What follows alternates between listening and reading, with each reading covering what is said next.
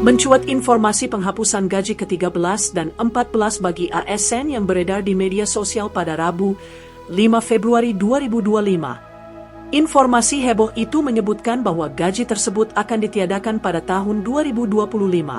Kementerian Pendayagunaan Aparatur Negara dan Reformasi Birokrasi menegaskan pembahasan terkait hal ini masih berlangsung.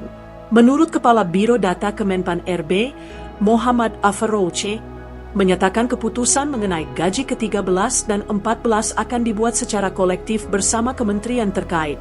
Adapun Menteri Pan-RB, Rini Widyantini, mengklaim keputusan tersebut belum pasti. Hal itu lantaran masih dalam pembahasan bersama Kementerian Keuangan dan Kementerian Sekretariat Negara. Rini menjelaskan bahwa kebijakan ini juga mencakup TNI, Polri, pejabat negara, dan penerima pensiun. Sementara itu, Menko Perekonomian, Airlangga Hartarto, menambahkan bahwa persiapan untuk gaji tersebut tengah dilakukan.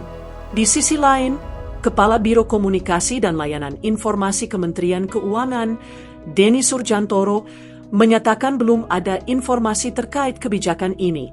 Pasalnya kabar ini muncul seusai Presiden Prabowo Subianto menginstruksikan efisiensi anggaran APBN 2025. Diketahui gaji ke-13 dan 14 merupakan tunjangan tahunan yang telah diterima ASN selama ini.